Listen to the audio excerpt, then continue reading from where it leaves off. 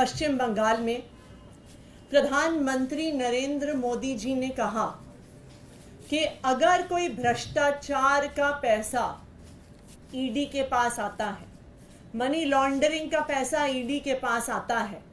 तो वो कोई ना कोई तरीका ढूंढेंगे इस भ्रष्टाचार के पैसे को और इस मनी लॉन्ड्रिंग के पैसे को देश के गरीबों में बांटने का। उन्होंने कहा कि अगर मैं फिर से प्रधानमंत्री बनता हूं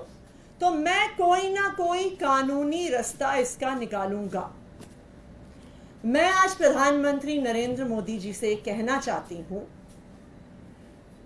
ईडी के रेड के बाद मनी लॉन्ड्रिंग के अक्यूज्ड कंपनियों का सबसे ज्यादा पैसा भारतीय जनता पार्टी के पास चंदे के रूप में आया है, इलेक्टोरल बॉन्ड्स के रूप में आया है। जो पैसा ईडी के पास आया है उसको तो देश की जनता में बांटने के लिए आपको कोई कानून बनाना पड़ेगा, लेकिन इन सारे आरोपियों का, ये सारे मनी लॉन्डर्ड पैसे का सबसे बड़ा फायदा, इसकी सबसे बड़ी बेनिफिशियरी भारतीय जनता पार्टी रही है। तो अगर आप इन भ्रष्ट कंपनियों का पैसा, इन मनी लॉन्ड्रिंग कर रही कंपनियों का पैसा देश की जनता में बांटना चाहते हैं, जनहित में बांटना चाहते हैं, तो मैं आपसे आग्रह करूंगी कि जो 41 ऐसी कंपनियां हैं जिन पर आईटी की रेड हुई, जिन पर सीबीआई की रेड हुई, जिन पर इन्फोर्समेंट डायरेक्टोरेट की रेड हुई और जिन्होंने 2741 करोड़ रुपए का चंदा भारतीय जनता पार्टी को दिया है, आपको उसको बांटने के लिए, उसको जनहित में लगाने के लिए आपको कोई कानून नहीं चाहिए। तो मैं उनसे आग्रह करूंगी, मैं भारतीय जनता पार्टी से आग्रह करूंगी कि वो आज आकर पब्लिक में ये घोषणा करें कि 2741 करोड़ रुपए जो हमें ऐसी कंपनियों से मिले हैं जिन पर ईडी सीबीआई की रेड हुई है, उसको हम प्रचार में खर्च नहीं करेंगे, उसको हम चुनाव में खर्च नहीं करेंगे, उसको हम देश की जनता में बांटेंगे, हम किसी चैरिटी में देंगे, हम स्कूल बनाने के लिए, अस्पताल बनाने के लिए गरीबों को देंगे। उदाहरण के तौर पे, और ये सब जानते हैं कि एक एक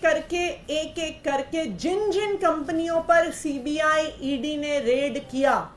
उन्होंने कुछ दिन बाद इलेक्टोरल बॉन्ड खरीदे और भारतीय जनता पार्टी को पैसा दिया।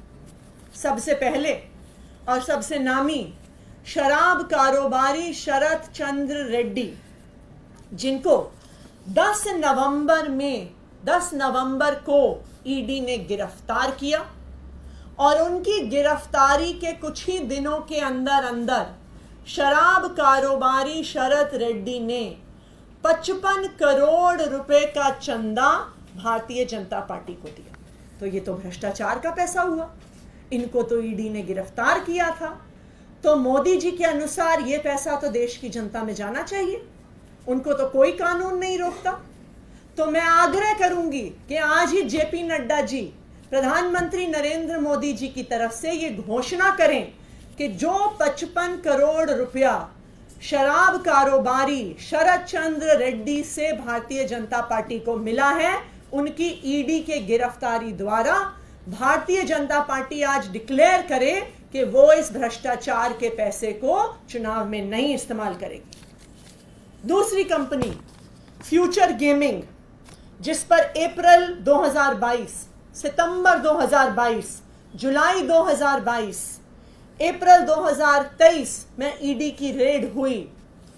इस फ्यूचर गेमिंग कंपनी ने 52 करोड़ रुपए का चंदा इलेक्टोरल बॉन्ड्स के थ्रू भारतीय जनता पार्टी को दिया है। तो मैं चाहूंगी कि आज भारतीय जनता पार्टी घोषणा करे कि ये जो 52 करोड़ रुपए भ्रष्टाचार का, जो 52 करोड़ रुपए मनी लॉन्ड्रिंग का भारतीय जनता पार्टी के पास आया है, वो उसे चुनाव प्रचार में नहीं खर्च करेंगे, वो उसे देश की जनता के बीच बांटेंगे। हल्दिया एनर्जी लिमिटेड, मार्च 2020 में सीबीआई की यहां पे रेड पड़ती है और उसके बाद 105 करोड़ रुपया हल्दिया एनर्जी द्वारा भारतीय जनता पार्टी को दिया जाता है। तो मैं भारतीय जनता पार्टी से आग्रह करूंगी कि आज घोषणा करे कि 105 करोड़ रुपया भ्रष्टाचार का जो उनके पास आया है वो अपने चुनाव प्रचार में नहीं खर्च करेंगे, वो गरीबों में बांटेंगे। इसी तरह से ये कंपनियों की लिस्ट इतनी लंबी है, चाहे इसमें future gaming, mega engineering, Haldia energy, Kalpataru projects, Chennai Greenwoods, Vedanta limited, Hetero group, Navayuga engineering, doctor Reddy's, micro lab, Hero motor corp, बहुत लंबी ऐसी लिस्ट है उन कंपनियों की जहां पर आईटी के छापे पड़े, सीबीआई के छापे पड़े, ईडी के छापे पड़े और फिर भ्रष्टाचार का पैसा भारतीय जनता पार्टी में गया। तो प्रधानमंत्री को देश में तो कानून लाना पड़ेगा इस पैसे को गरीबों में बांटने के लिए। तो फिर वो कह रहे हैं कि मुझे फिर से वोट दीजिए, लेकिन मैं भारतीय जनता पार्टी को ये कहूंगी कि भारतीय जनता पार्टी के अकाउंट में जो पैसा है,